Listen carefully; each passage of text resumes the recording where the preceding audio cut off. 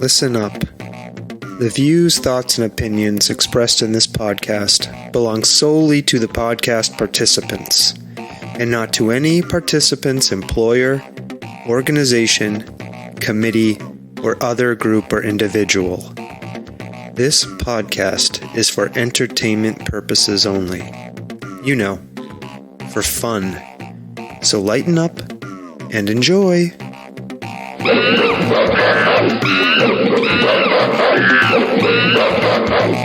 Stomping Jen. Hello. Oh, hi. How are you? I'm okay.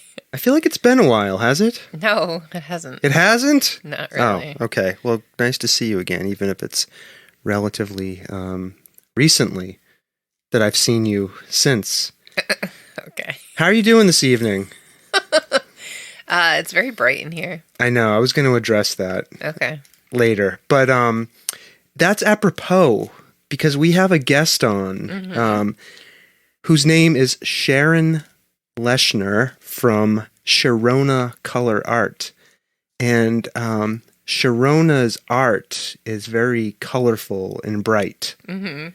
So it's appropriate that we have a bright studio. Excellent. Are you ready to talk to Yes. Sharon? I am very ready. Okay, Sharona. Sharona. Yes, okay.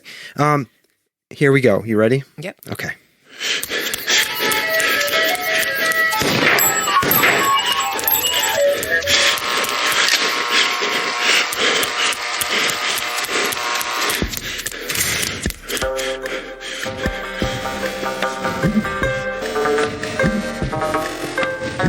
The Soft Serve Podcast. Creamy, delicious ideas without the creepy truck. Stomping Jen, we are here again to talk about painting in bright colors. It's great because I love bright colors. I know you do. But yet you were complaining about the brightness of our studio. Here's the problem, real quick, before we get to Sharona. We have a new webcam that I'm playing around with, and it needs a lot of light to fully enable something inside of it to show color. So when the lights are dim, it looks washed out. So anyways, I brightened up the lights in here. You like it or you don't? So also, I'm having an issue about the way we're sitting tonight. I don't know why. Okay, well, we'll figure that out later. Let's say hi. Let's say hi to Sharona. To do with Sharona. I'm so sorry. Yes. Hi, Sharona. Hi. How are you? Thank you for coming on and speaking with us. It's really nice to see you. Yeah, nice to see you too. I can totally relate about lights. I'm really sensitive to light, so I get it. Mm. Yeah, we were talking before you came on about how I need to find a camera that can operate in near total darkness because that's my preferred environment. Is near total darkness. Which is kind of a problem when we want to be able to see our guests and talk to them. So Sharona, you are here to talk about Sharona Color Art, which is your company. Is there anything else you want to just tell us by way of introduction about yourself or your company? Yeah, so I'm Sharon, Sharona, whatever you want to call me. So Sharona Color Art is my art name, art brand. It's the way that I identify myself around all things art. And also there's a new thing in my life, which is called the Color Collaborative, which is the collaborative element of my work. And that's a new thing that I'm also excited to talk about. So yeah, I make colorful art. I bring people together around art. I talk with artists about their process and their practice and encourage them. And that's a little bit of what I do. Yeah, thanks for that. And I definitely have a question for you about the collaborative aspect of your work. Before we dive into that, I just wanted to find a little bit more about you as an artist. Yeah. I just want to say to folks before we get going, I'm going to have links in the show notes to Sharona's website, Sharona's Instagram. You have a Patreon. I'm going to put all those links in there. And I really want people to go pause this podcast, go and look at Sharona's website and her art, and just get a sense of some of the stuff that's there. When did you start painting?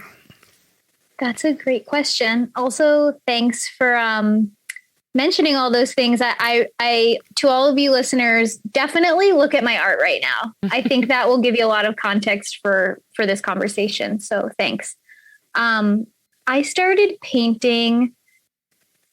I've been making art since I was a little kid for sure. But what comes to my mind when you say, when did I start painting, is that in college, I started painting with watercolors. And I remember my first night spending the whole night painting, and staying up late into the night and just experiencing that for the first time, what it was like to get totally lost in the zone and how good that felt. So that's what comes to mind. Yeah. We talk about the zone a lot with artists here. Was that like the first time you experienced the zone that you can remember, that night you got lost in painting? Yeah, maybe that's the first time I experienced the zone, like without any substances, just with the art. Yeah. I'm like, I think there was some zone times before that, but yeah, definitely. I think there's something when I think about getting lost in the zone and being in the zone, something that comes to my mind is that I think as a person who wants to operate on a somewhat normal schedule, would love to keep normal hours like everybody else. Sometimes I shy away from getting into the zone late at night, but I'm thinking about how you said near total darkness is like your creative space. And I think there's something really special about just totally losing track of time, and doing that at night can be really special. As you've gone on a little bit longer in your career in life, is it harder for you to get into the zone now, or is that something That's a good question. is you can kind of slip into easily once you start doing the work? So I feel like I have no shortage of creative ideas. I feel like the challenge is to give myself the uninterrupted space and time where, because I run a business alongside being an artist, to say, okay, all the other stuff is not as important right now as being in the art zone. And yeah, just even talking about it, I'm like, I want to be in that art zone tomorrow. And I think that's something that I think about a lot, is like, how can I give myself the time ahead of time to really get into the zone? Because sometimes otherwise, other things feel more important. But if I give myself the time, I have no trouble slipping in. I mean, it's just kind of the fun thing about having creative ideas, Yeah, the time, setting aside the time, right? Stomping, Jen. Mm-hmm. That's the hard thing to do. It is the hard thing to do. Yeah. Sharona, your company is called Sharona Color Art, and your paintings are incredibly colorful. I think I said that to you when I walked into your studio, when we visited you at your studio and met you for the first time. Like, I think I remarked something like, wow, your paintings are so colorful. Like, I just feel happy being in this space. So I just that makes me so happy. Yeah. And that was my feeling. Like, it just made me feel that way. So I wanted to ask you, like, how do you feel about color? And like, what is your relationship to color? Because you call your company Sharona Color Art. So I just, I love that question. Thank you for asking. And I'll tell you right now that I'm sitting in my bedroom. I'll have to show you after this podcast, which I painted all these fantastic colors. So I'm like in my color sanctuary right now. And I feel like that's, I think color, how does it make me feel? It makes me feel happy. It makes me feel feelings of love, feelings of peace. I think that I'm especially interested in color on walls and color in spaces that have natural light, and adding really bright colors that otherwise might be scary to use. I think using really bright colors it makes me feel like however I sound right now, just really excited. And I think it, especially using really bright colors on really big spaces, it surpasses some kind of fear, I think. Like, because it's like, oh, you can do that. And that feels really good. And it looks really good. I think a lot of life living in the way that we do, and just the way, buildings are usually not made in bright colors, and at least in Massachusetts where we live, and other places, some other places are a lot more colorful. Yeah, it changes things and adds a mood and an emotion to a space. Yeah. What's your favorite color? Okay, right now in this very moment, I'd probably say right now I'm feeling pink, but I'm telling you that's right now. Yeah, that's right now. Does your favorite color change? Like, do you go through periods of time where you gravitate towards one color or another?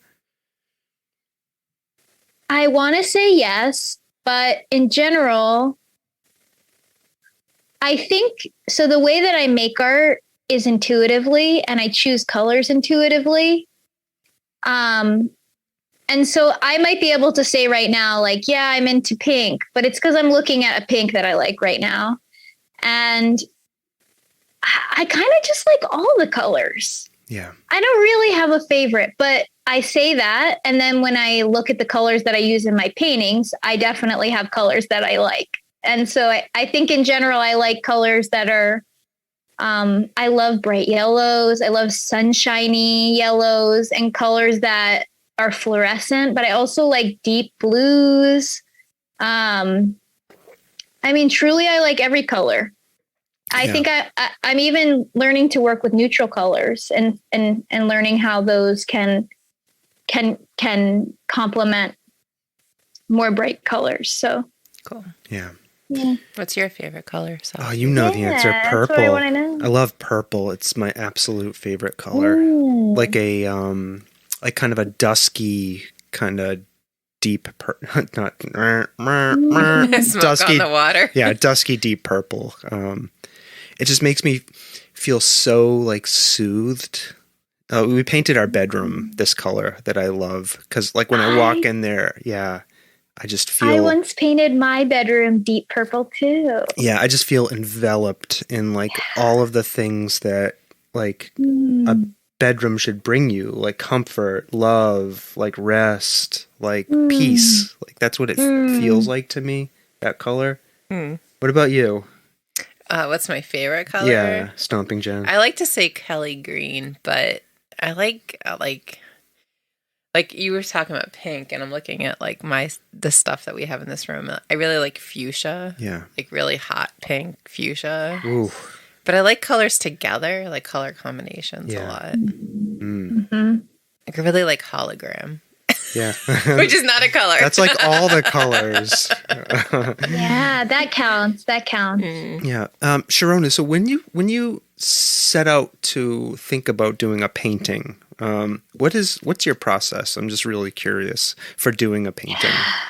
That's a great question. So I guess my first answer is it depends on what materials I'm using, but in general, I'm really loose at first. And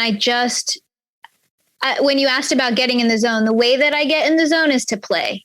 So I'm not a person, unless I'm working on a mural project that's a commission, where I'm designing it, and that's sort of a different process. But most of the time when I'm painting, I just play at first, and I do things that help me loosen up. And if I'm working on a big surface, I'll get really crazy with it. Like I just recently put some paint in a squirt bottle and just like fucking squirted the paint everywhere, Yeah. and I like to spill paint. I like to be really messy. Yeah, I love watercolors because it lends itself to such natural flow. And that's where I start because that gets me away from the blank canvas. And then I have something that then I can go and do another layer on. So usually I work on multiple things at once. I have multiple canvases out. I've been working on big circles recently on birch wood panels. And I love those. They're really nice to paint on. So I have right now like 2 of those hung up, and then I have another few pieces. And so I'll do a first layer on everything and then usually walk away. That's how I start. Yeah, that's so interesting to me. Like painting is interesting to me as a medium because like it can be like so hyper controlled, like, you know, like incredibly detailed and almost like photorealistic. And then you have like those other types of paintings that those other types. Well, no, of I don't mean that. I don't mean that in a derogatory kind of way. There's so many different genres. I just mean other styles. types of painting where you can like spray paint or like swing paint or, you know, be slightly less like technical with what you're depicting, like the Impressionists. Like there's such a range of like ways to paint. It's fascinating to me. Yeah. Yeah. I think when I hear you say like about being really technical, it's interesting for me because like that element of things of being really precise is totally a part of my process also. Like I start really, really loose and that feels really good. But I never really end a painting at that stage. Even if other people will say, I have some huge painting on my wall right now that's just a first layer. And people are like, well, I like that.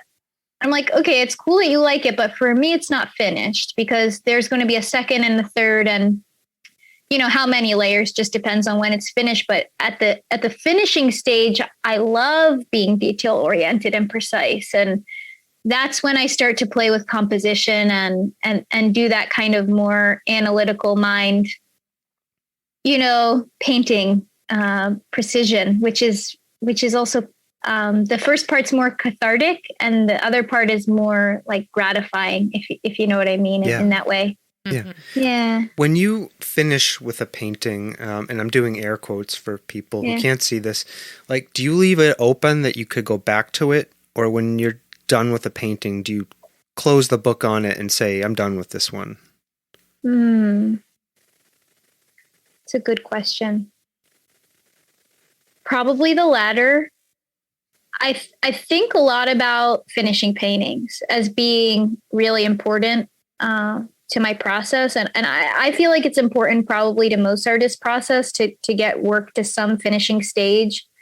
And that's in so many ways the tricky part. And I'm sure that you can probably both relate as, you know, people who make creative things to being like, you know, I learned something recently. It's GE, which is good enough. And so sometimes I come to a place where I do put a close on a painting. I'm like, okay, yeah, it's good enough.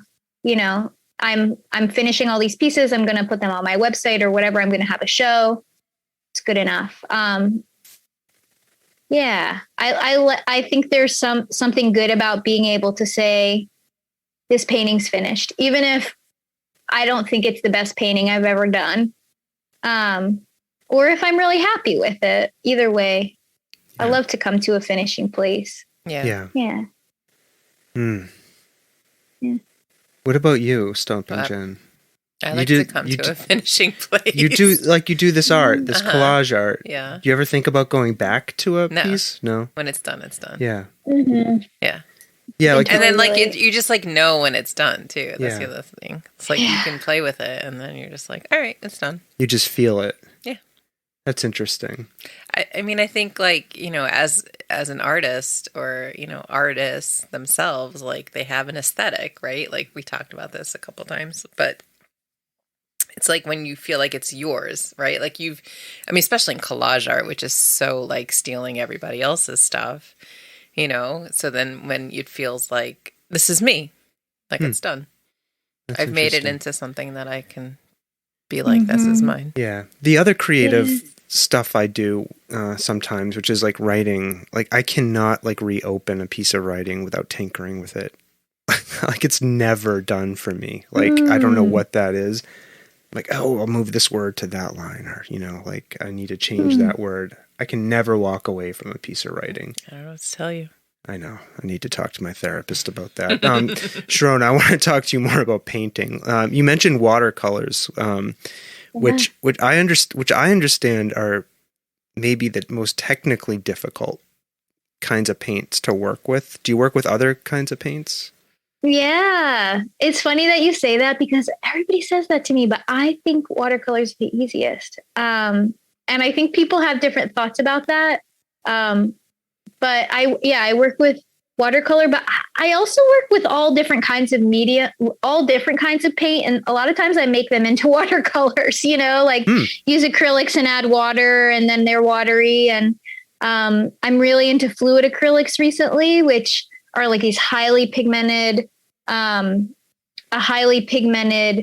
acrylic paint. And I actually learned about those from Kim Carlino, who I know you also interviewed. Yeah. And she taught me about fluid acrylics, and those are really fun because they're like, can really travel in water, and that's wonderful. And I also work in collage and I draw, and if you give me some textiles, I'll make something. Yeah. Have you ever incorporated like textile elements into a painting? That's a good question. I got really into weaving at a certain point. I would say that never say never, I don't know where my art's going to go, but I feel some kind of separation between textiles and painting, because for me, textiles I like to keep them for pleasure. And not that painting isn't pleasure for me, and it is, but I like being really loose with textiles and making pom-poms and crappy weavings and things that I can just do at home and feel how good it feels in my hands and not think about it in the way that I do a painting where I'm like, I feel like I'm growing my painting skills and practice and, like evolving my painting work. And I don't feel like I really even want to do that with textiles. I kind of want textiles to always live in the world of total craziness and play. Yeah. That's awesome. What, aside from, I'm just wondering if there's anything that drew you in particular to wanting to like keep working with color. Like what drove you to focus so much on color? I don't know. It's kind of a dumb question, I guess. Like there's so many other ways, I guess, maybe to branch out or explore, like as an artist and a creative person. So I think what you're trying to say is that your aesthetic is not dark and gloomy. It's full of color, right? Is that what you're trying to say? Yeah. I guess what keeps you committed to working color as a form of expression? Is there? This may be the dumbest question I've ever. You guys think it's a dumb question, but I'm like, we could talk about color this whole time, and I would be very happy. So thanks for asking. I just have to say, it's really nice to be asked so much about my art. I think because I do community work, that often takes up a lot of the conversation, which is cool. I love working with people. It's really important to me, but it's really nice to be asked about my work. So thanks. So color.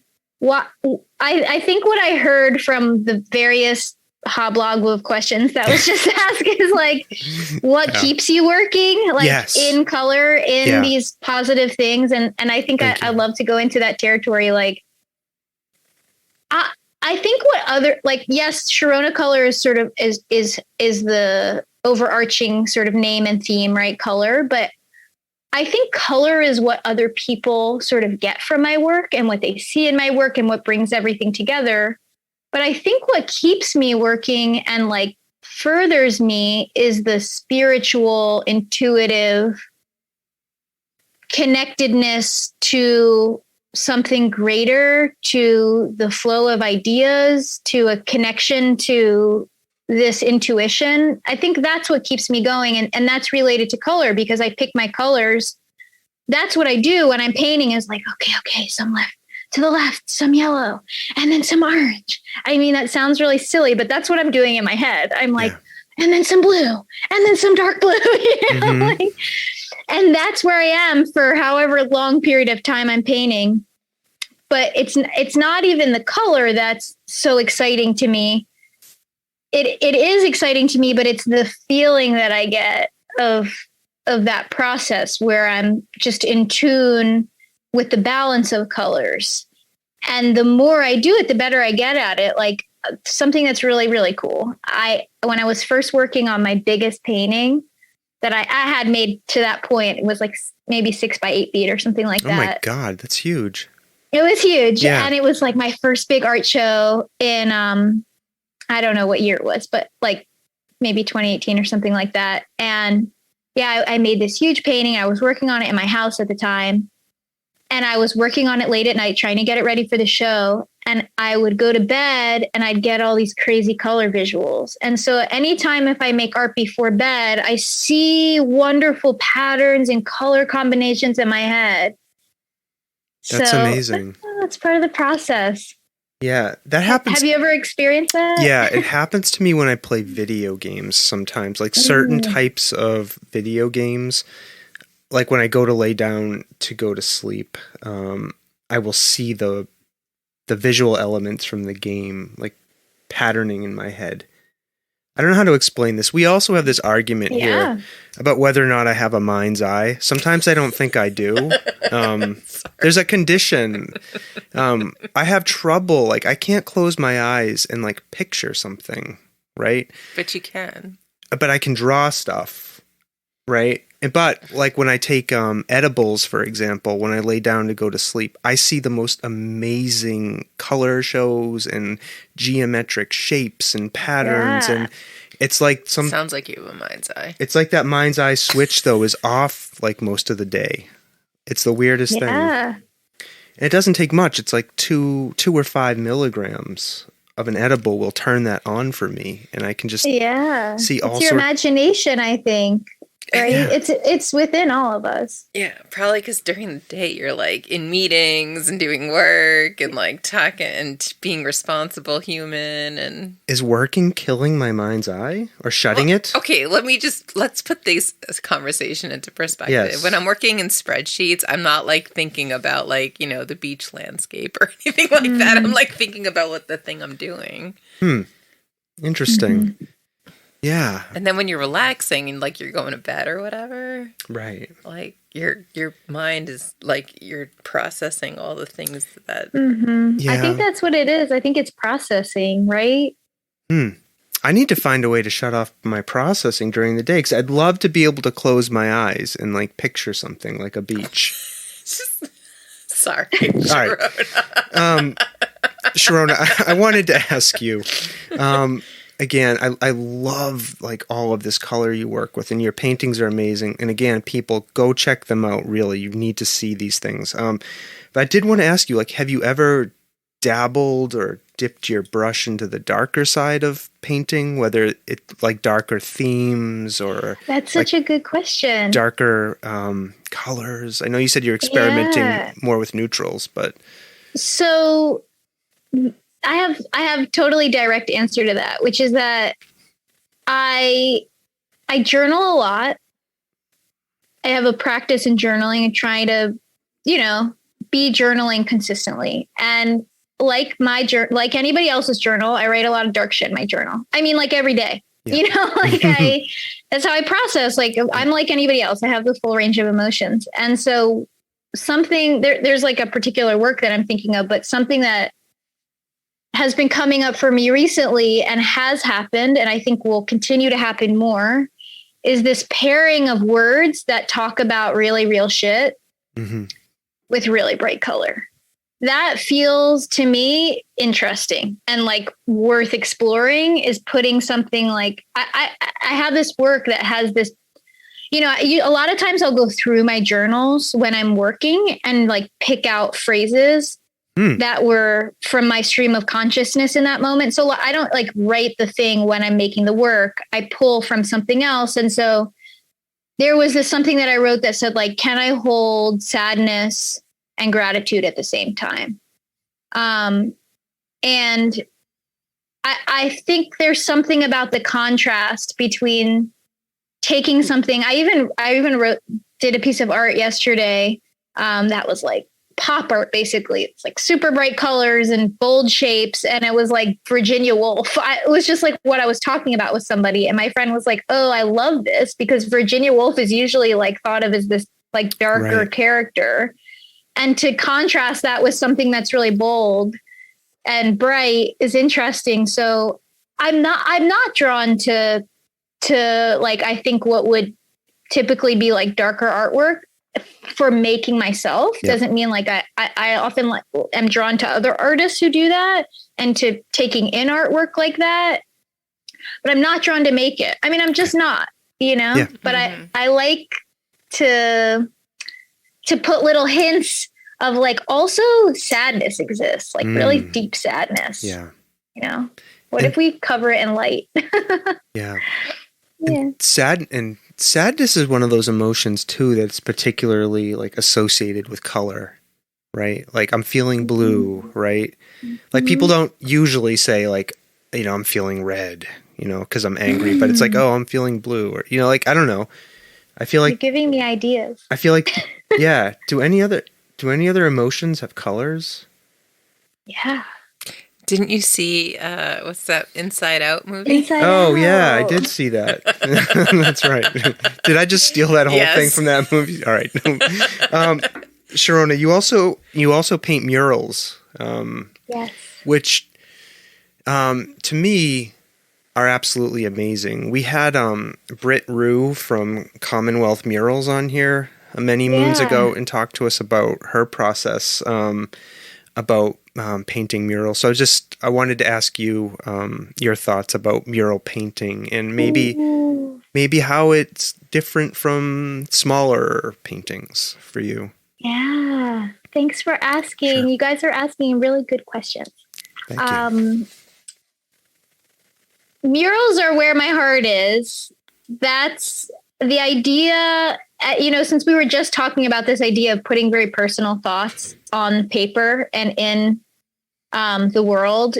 I think I even think of this as the next stage for me. Like, I'm fascinated by the idea of putting thoughts that we all think out into the most public of spaces, the most public, a public wall on the outside of a building means literally anybody could see it.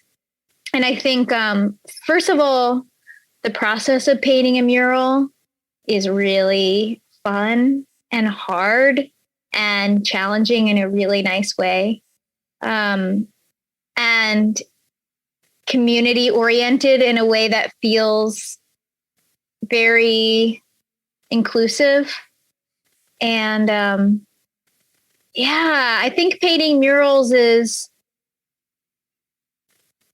it's just where my heart is. It's where my heart is. I love seeing murals too. I'm so amazed that people are able to create, intensely huge murals. And a lot of times the subject matter is, a lot of murals are like depicting historical figures, and that's really great and really straightforward and figurative. And I think there's a lot of like lean toward figurative murals being sort of considered the most inclusive because they depict the people in the community. But I'm also interested in like, what about if you just paint a wall with like wonderful colors? Mm-hmm. Like, what does that do to a space? What does that bring in, even though it might not be so straightforward as like the history of that community or the people in that community? That has a place too. But that's what I think about as an abstract artist. Like, where is my place in the mural world?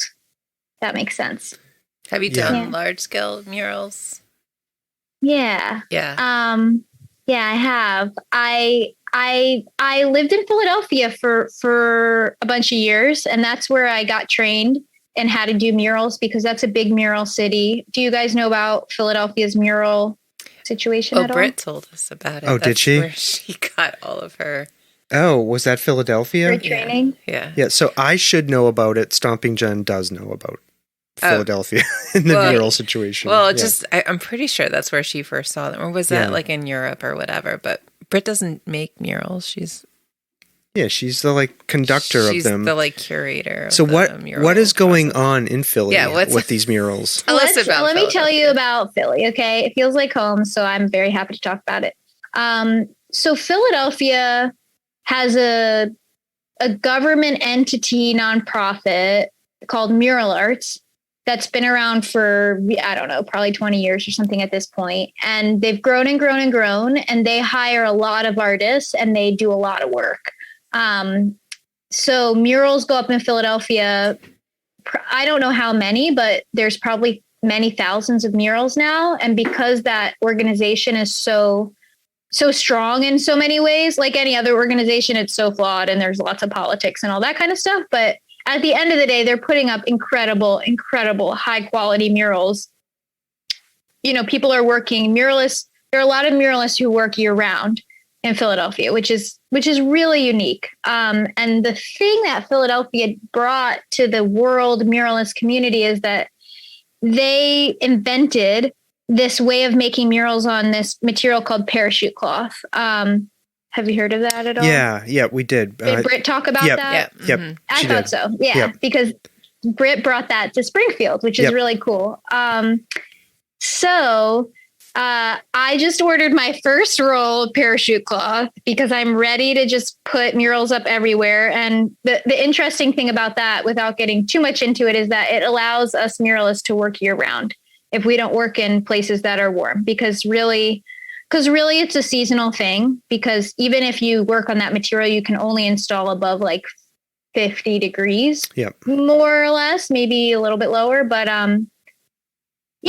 that's Philadelphia brought a lot to muralism, but that material, people are being trained on it and use it now all over the world. Literally. I was fascinated to learn that, and you mentioned it here, like you have to be trained to do these things. Like you don't grab your buckets of paint and go out and do a mural. Like there's a lot involved in it. It's not, there are techniques you have to learn. There are certain, business and political things you have to know how to navigate to be able to do these types of pieces of art. Yeah. It's fascinating. I'm still learning. That's awesome. How much does parachute, like, is this the stuff people actually parachute with? And is it like super expensive? That's a good question. It's all relative. So no, it's not for parachutes. It's actually like originally, I think a jacket liner, like material. Oh, okay. That's what somebody told me. It's like a non-woven. It's basically like canvas, but it's kind of paper-like and it's very durable. Okay. And if you have a project, then your project pays for your materials, you know? So, but if you're an artist like me and you just want to have your hands on this material and just use it and, you know, get jobs, and I wanted to have it, it was like, I don't know, maybe like, I don't want to say the wrong thing, but maybe like $2.79 a yard or something like that. $2.79. I made that up, but I think that's actually what it was. Okay. And I got 250 yards. So maybe it was like $1.50 a yard. I don't know. But it ends up being, you know, it's definitely an investment. But if you think about how much canvas costs, it's like, you know, whatever they say, 1.5 cents of the other.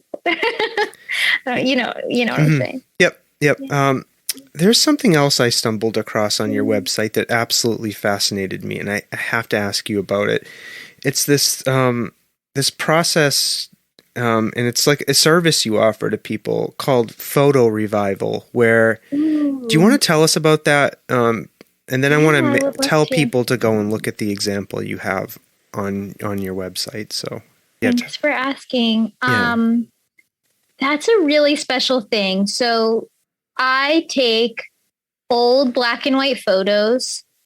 I think it's a special, the times that I've done it, it's been photos that the person in the photo is no longer alive, or that moment has come and gone, and we don't really have all the answers to what was happening in that photo, but it's somebody really special and significant, which is the case with loved ones of ours who have come and passed. And I reimagine that photo. So for example, I did one of this person's grandfather, and this person, his grandfather's no longer alive, and it was a picture of him, like a wartime photo, and there was a lot of historical significance. And what was so beautiful about it for me is that I talked to him about his life and like, well, why do you want to revive this photo? What does this mean to you? And he was telling me about his history and, like how his family has been from so many different places in the world and just telling me his story. And then from there is when I add in color. And I think that why I'm so interested in it is that like color does have emotion. It does hold memory. It can bring up a feeling to something that otherwise, is black and white. So I am able to recreate a sort of an abstracted version of that image where, the person, I love doing figures and I love doing faces. So I focus on the face or that person's, I show that person usually in pen and ink or some way that gets their essence, but it's not like photorealistic because I'm trying to move away from that and to get more into the feeling. And then I bring in the abstract elements. And so another example is another photo of grandparents actually who had also passed. And so, but they had been to the beach where the photo was on. So I mixed pictures of this beach that I actually ended up going to, which was really cool. Awesome. Photos of this beach with this old photo. And it's fun for me to abstract moments that no longer exist because there's less pressure. I think like if I was to take somebody's current family photo and abstract it, those people might be like, oh, well, I don't really look like that, do I? Like something like that. And I think to be able to just communicate a feeling more than then try to just depict a photo as it is a really fun challenge and really meaningful to that person. Yeah, that's a beautiful thing. Stomping Jen, I wish my iPad died, so I was going to show it to Stomping Jen. But I mean, the sample you have up on your website, I saw one. It kind of took my breath away a little bit because I looked at the original picture and then what you did to it. And I was like, whoa, like there's something that impacted me about it emotionally, just looking at it. And I didn't know these people. I'd never seen that picture before, but still, like, I reacted to it. So, like, I would definitely encourage people to go look at that because I don't know, it seemed like a very special thing that you're doing. Thank you. I also wanted to ask you what role, like, computers and technology play in your art creation, like your paintings or other stuff you do. Do you use computers? Like, that's a good question. Can I ask like what brought that question to your mind? I think I'm always interested in the way any form of art that's been with us a long time is kind of adapting to the times, right? Like, I don't know why, but I was absolutely stunned to learn that like the masters of painting used like reverse projection techniques to like trace figures and like draw on paintings like that. When I learned that, I felt like it's all a lie. Like, like, because I'm not an art historian. I have no concept of what process. I didn't know that either. Yeah, I told you that. I've seen it in documentaries and about paintings. No, like some of them did. Michelangelo traced that. No, they used mirrors and like light and to project images onto canvases, and they would draw things like that's how they did a lot of stuff. Anyways, especially figures, like really complex figures. And anyways, I felt when I learned that I was fascinated. Like I've asked a few artists that question who come on and talk to us because I'm really curious how they might be using contemporary technology in their art forms. Cool. Yeah. So I have a few answers to that question. One is that computers are the most helpful for mural painting. They're necessary in so many ways. Projection is a thing that I've done that I in many ways rely on, and it's so helpful to be able to take a small image. So I think a really good thing about I'm going to just back up for a second. One thing I'll say is that I like so many other people have had struggles with adapting to technology and have tried a lot of things that don't feel right. But what I've come to is I have my iPad and I have Procreate. And so I can do something really free on paper with the materials that I feel free with my hand on paper.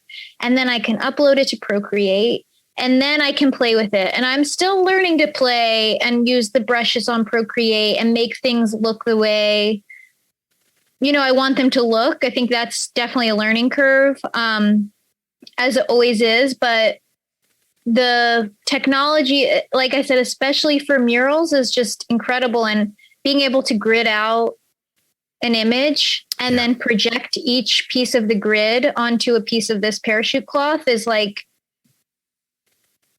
it's incredible. It saves you so much time. I mean, I can hardly imagine doing it without the computer.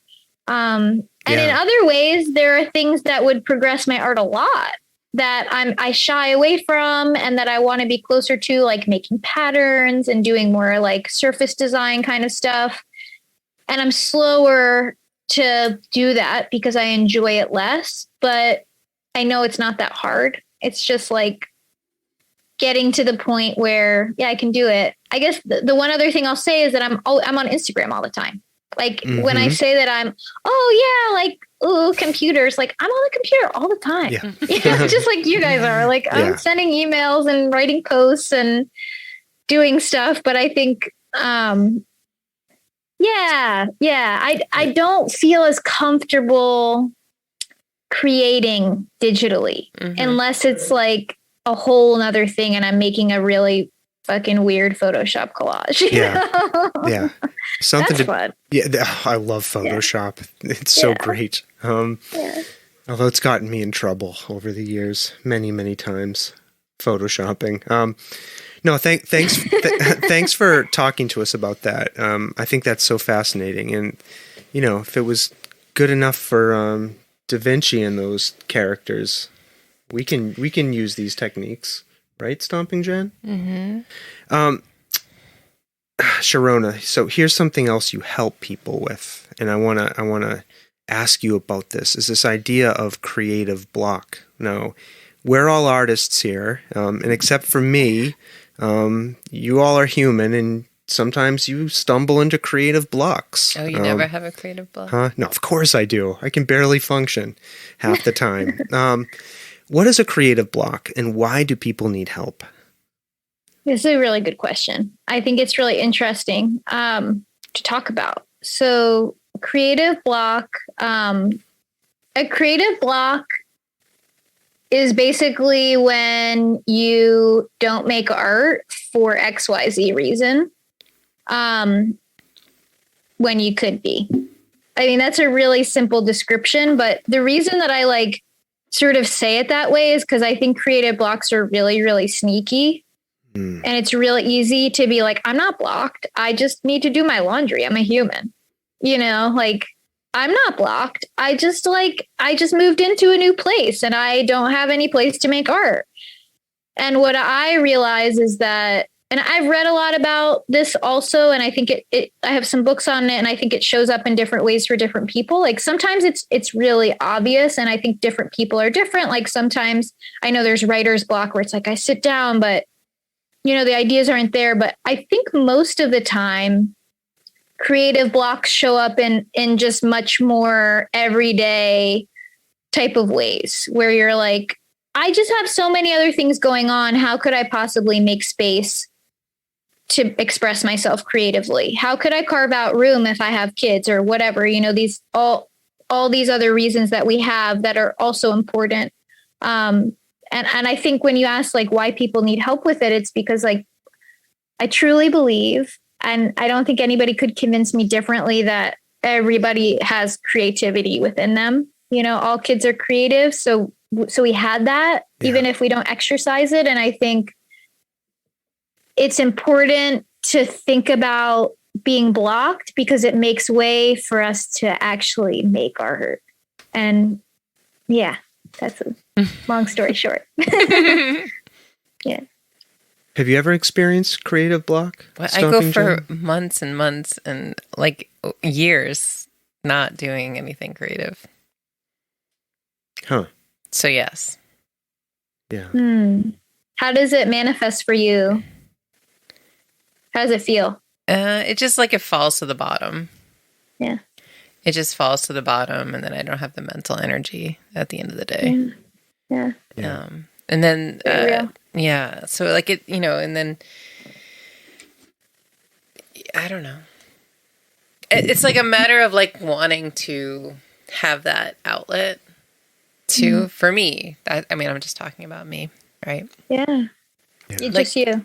Yeah, like at the beginning of the pandemic, like I was like, everybody was like in this weird space, and like I was like gonna do this pandemic journal, and I started doing some, collaging in a book, and I was really into it for I don't know, and then like everything, it sort of fell to the bottom, and then I didn't do anything with it. Very, very long time. Yeah. Are there warning signs that you're about to get blocked? Like, are there that artists experience? Do you know? It's a good question. I think it's sneaky. I think there's something really sneaky about it. And I think that if you're attuned to it in a way, like you might recognize it. But a lot of times I think it's like you don't realize until you're like, okay, but it has been 3 weeks. Okay, it has been 2 months, since I've really gotten in that flow. And then it's like, okay, well, where am I at now? And then you're not thinking about when did this start? How did I get blocked? I think it's just, not to get into capitalism, like we're all just trying to do our best here. And creativity without any purpose to make money is like not always condoned for adults. For kids, yes. But for adults, there's like, I know I have people in my life who, don't define themselves as artists, most people in my life, or, have full-time work and full-time life responsibilities that are not related to art. And so there's nobody telling them in their life, like, hey, set aside a little time for journaling. It's actually really important. And I guess one other answer to like, what are the warning signs? Like, I think mental health, like, I think creation is really like, it's just release. It's like, what's on my brain, what's on my mind. And I think for me, I'm like, I'm starting to get a little stopped up, like energetically, mentally, etc. And then it's like, okay, well, where am I creatively? When's the last time I actually let myself experiment and make mistakes and play without thinking about the end result? Yeah, we were just talking to somebody about integrative health approaches, like taking care of the body, taking care of diet, taking care of fitness, and I'm with you on this idea that we're all creative in some way, and I think I believe we need to be creative, right? And I think that, I don't know, maybe I'm wrong about this, but that's like a muscle you have to exercise. Yeah, you totally have to exercise it, and like a practice, right? And practice. You know how like when you work out and you stop, and then you feel like, oh, I'll never be able to. Why should I even bother go running again? I'll never be able to do it. I'm on like a 1 week cycle of that. I'm like, I'm good for 2 days. Yeah. Like, never again. I can't do it. Yeah, but I'm wondering if creative expression it totally is the same in a way. Like we just talked to an author, and I was fascinated by his process where every morning he wakes up and he writes like 500 words. And it's like, every day? It's like that, you have to get into the habit. Yeah. It's a practice, like when, sorry, just not to make it about me, but like, when I don't collage, it's because I don't have that space carved out in my schedule to do it. Yeah. get out those knives and start carving, baby. Oh my gosh. Carve it out. So Sharona, this is something you can work with people on, right? If they're professional artists, people who are anybody, amateurs like myself. Stomping Jen. I am an amateur artist. You're not an amateur. So and people, listen, this is no joke. Are you blocked? Huh? It's more like I get anxiety sometimes around my creative expression, like this, right? Like sitting down and talking to somebody I've never met before and trying to have a meaningful conversation. There's an element of creativity to it. And sometimes like my anxiety will like get a hold of me and I'll be like, oh, I can't do it. Or I'll be worried about asking a certain question or something. And that can get in the way of the expression, but I don't know. No, I don't feel blocked right now, but I go through, sometimes I feel like I'm not my best self because of like anxiety or something like that. But yeah, I think it's different for everybody. Yeah. And even different for me at different points, like what's coming up. Sometimes it's really circumstantial because of just things happening in my life. And sometimes it's more like I'm having cyclical thoughts that are preventing me from getting to the page and making. And I mean, realistically, like those things are always in the picture, because life isn't just making art for me or most people. If really like anyone, who's making art like literally all the time. Most people do other things too. But I help people with that. And I'm very passionate about it. I'm very, very passionate about it because, like you said, I guess what I'm thinking is like, there are people who are artists and I definitely serve artists and I work with artists who are, and that maybe that goes into more of like the career building and like, how do you create a practice of your art and then progress and show your art and all those kind of things. But I'm interested also in working with people who have full-time jobs doing something, whatever it is, and are like really into comedy or like really into writing or whatever it is, or they just have this urge and it's really strong. And they're like, I just need an accountability person to talk to about how I'm feeling and what's coming up on a consistent basis. Like, and for me, it's really generative because I get to talk to somebody about their process, which I just, like you are with this podcast, you're interested in talking to people and hearing their story. I sit on the other side of the chair or whatever. And I just want to hear about people's creativity. Like Jen, when you're talking about yours, I'm like, oh, tell me more. Can we make it? Well, let's make it about you. Like I want to know what's going on. Yeah, that's beautiful. That's good work. Thank you for doing it. So another thing you do through Sharona Color Art, you offer lots of workshops and can you talk to us a little bit about the workshops that you offer? Sure. I teach lots of things.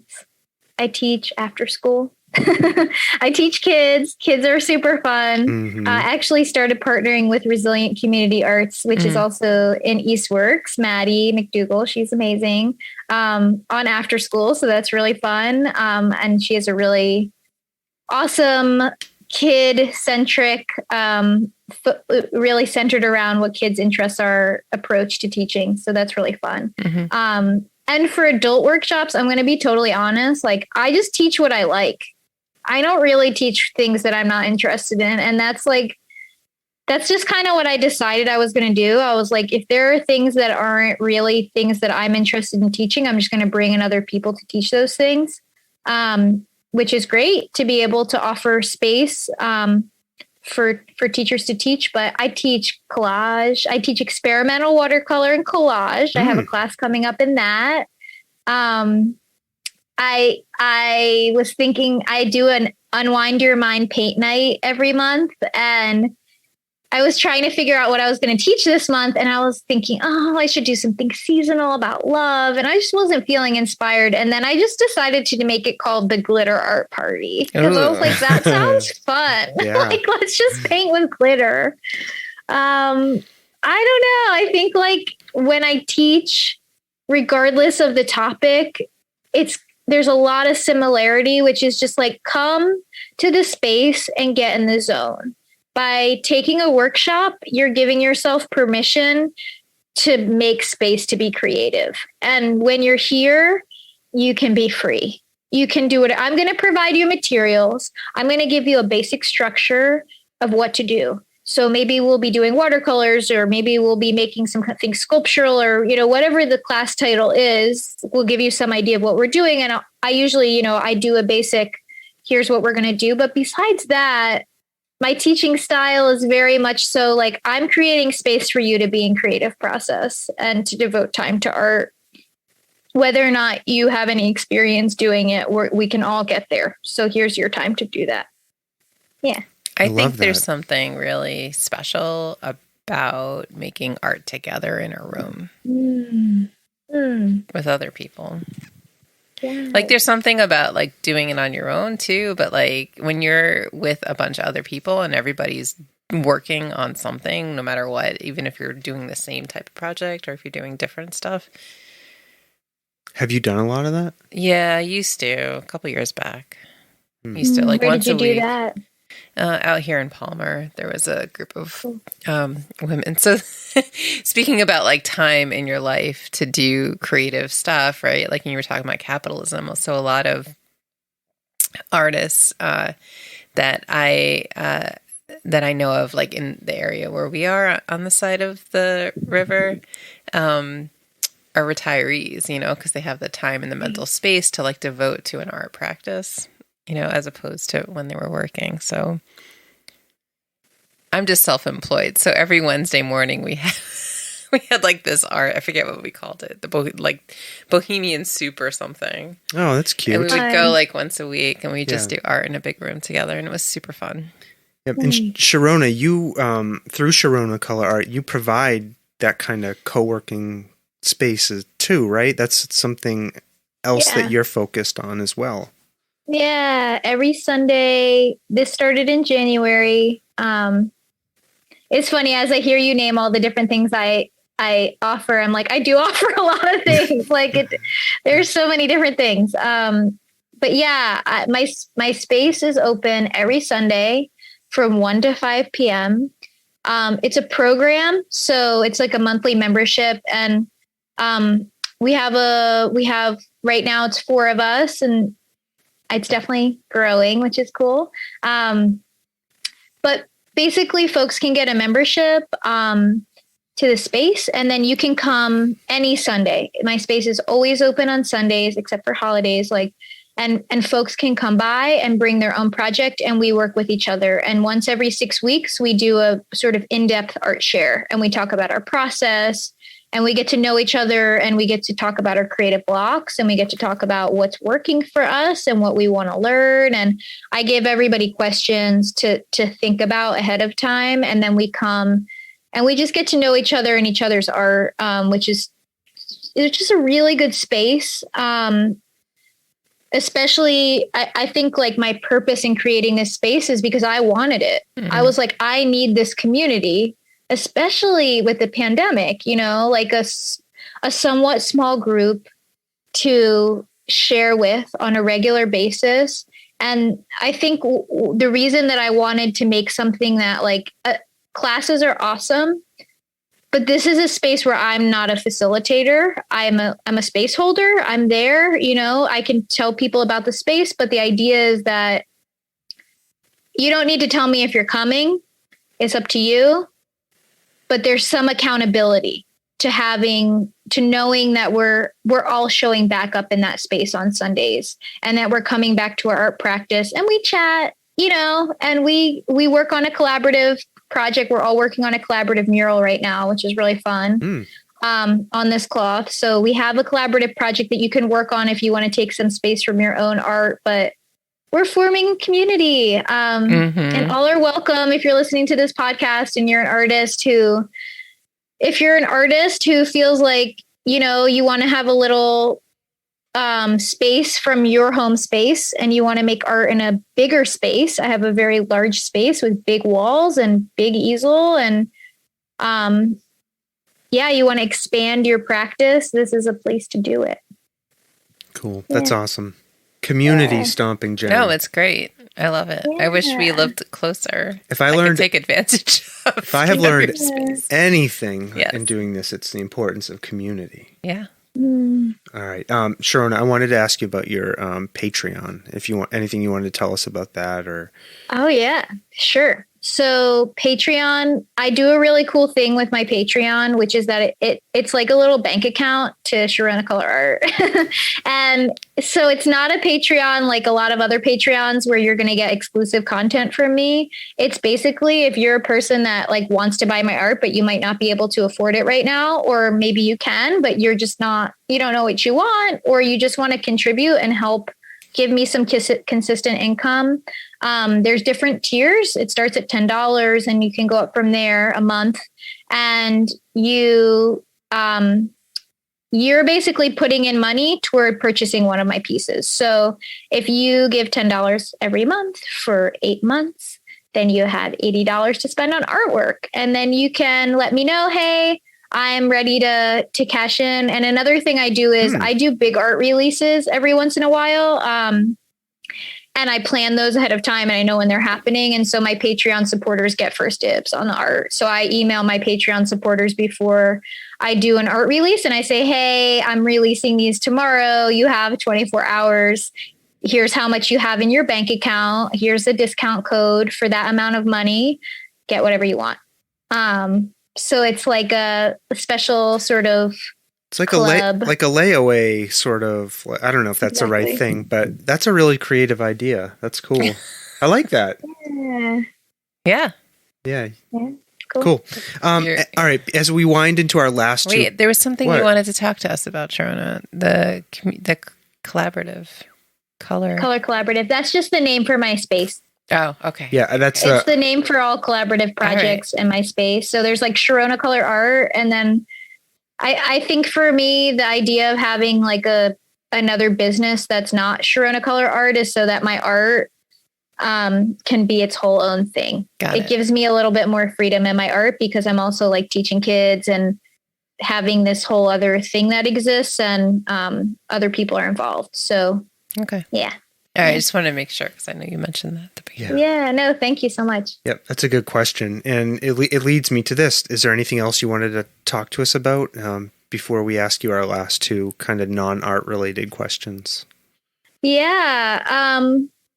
Well, I just feel so inclined to just like give a huge amount of gratitude for you both for doing this. I mean, I'll tell you this after our call, but like, I feel like everybody should hear it. Like, it feels really good to be interviewed. It feels really good to talk about art in, like we were talking about, a world where there's so many other things going on. So I just wanted to say that. Thank you. Thank you so much. Yeah. Thank you. Thank you for coming on and doing this.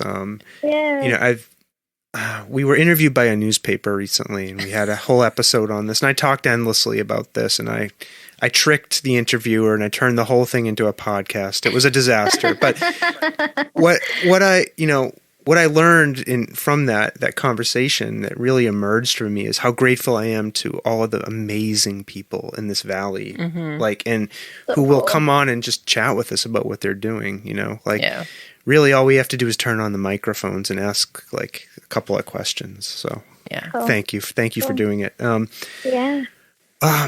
What do you like to do, Sharona, when you're not painting or doing stuff related to your business? How do you get back? Are there ways you get back to yourself or reconnect or center yourself? What do you like to do? I love music. I love being outside all times of year.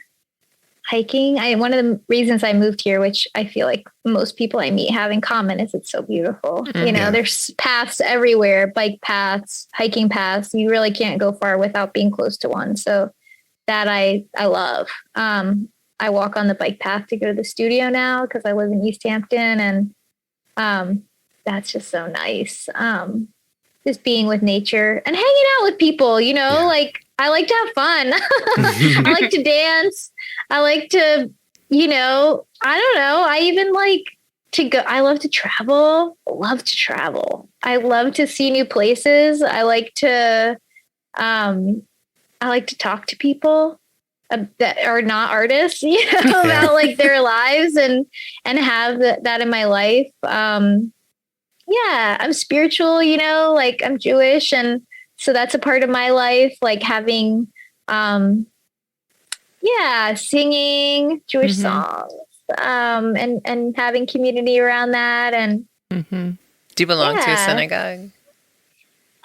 No, but I am a part of Jewish. So there's a text thread. I think it's called like Northampton Jews or something like that. And there's a community, there's some groups going on, that I feel like is a community. And that's cool. So that's sort of how I connect. Yeah, Stomping Jen grew up Jewish. I grew up Jewish? Well, I am Jewish. You are Jewish. You know what I mean. I grew up Jewish, but I'm no longer Jewish. No, I'm Jewish. I grew up in a completely religiously agnostic household. So we're raising our kids. Our kids are Jewish. We're raising them in the faith. And, that is one of the things I love about the cultures, the singing, and how people, have these amazing structures to support each other. Like that is such an amazing thing. Coming from an environment where none of that existed, I was like, wow, people care about each other, and like they don't, and they take care of each other, and they take care of each other. I don't know. Anyways, it was eye-opening for me. It's even just a way to meet people, to meet people who you're like, we have some stuff in common. Yeah. Sorry, I joke all the time. I know about where we live in Belchertown, the hidden Jews of Belchertown. Because you'll be talking to somebody, and then they'll be like, "Oh no, I was raised Jewish." I think that's why you said it that way. Yeah, we have found and connected with many of them. Yes. So it's been our Jews. It's been our mission. Nice. All right, Sharona, our last question, I promise. And we ask this of everybody, and hopefully it won't come as too much of a surprise. But what have you experienced that you cannot explain? That's such a good question. I didn't come prepared with an answer, so I'll just freestyle. Sure. Can I have a second? Yeah, absolutely. Yeah. Okay. And if you don't have an answer, that's okay too. We've had plenty of people who are just like, I'm punting this one. So. I'm gonna just be real. Since we just talked about Judaism, I'm walking myself into this, fucking everything. Nature.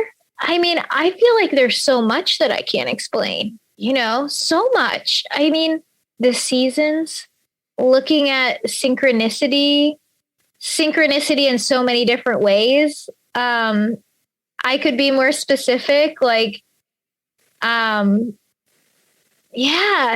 that, God, there's so many things that I can't explain. For me, I mean, I'm going to go into this territory. That's how I think about God, about that word or that concept of, I just think about it as the great unknown. Do I really understand why I can walk on water when it turns to ice? And then it gets, you can explain it through science, but it's miraculous, it looks so beautiful. And I guess that element of it is sure, you can explain everything through science. Science is awesome. Pro science, yes, etc. And also it's beautiful. And I don't know how to explain that. I don't, I don't know how to explain how color makes us all feel things. I don't really know. Yeah. That's awesome. Yeah. Thank you. Yeah.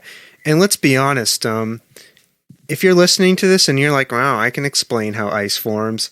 Listen, we could trace it all the way back to the Big Bang, and no one can explain that. So there you go. That's what I'm saying, you can explain away everything and being magic doesn't exist, but it's more fun to realize that you don't know everything. Yeah. For sure. I'm with you. Thank you, Sharona, for answering that question. And thank you for talking with us on the show today. We really appreciate it. So listeners, listen up. go check out Sharona's links in the show notes, okay? Sharona Color Art. Check out Sharona's website, Instagram. Follow Sharona on Instagram. Check it all out, okay? All the things. There's a Patreon. Start saving up for a painting. You know you want one. When you see these paintings, you're going to want one. So go check it all out. Now, to our show here. Our show? Yeah. What do we need to tell people, Stomping Jen? Subscribe. Yep. If you're not already, and listen, I'm going to come find you if you're not subscribed already. So subscribe. Our episodes, download our episodes. Yep. Leave a review. Do all of that stuff. Okay. Share with a friend. Yep. You know the drill. If you're interested in being a guest, let us know. Go to our website. We're booked until many, many months out. So let's go easy on the Ooking Bay of the Est's gaze. Wait, my Pig Latin just failed me spectacularly.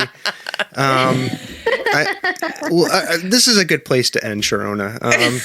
Great. Thank you. Everybody else, we'll see you in the next episode. Oh my goodness. Okay. Awkward. Bye now. Bye. Bye now. Bye.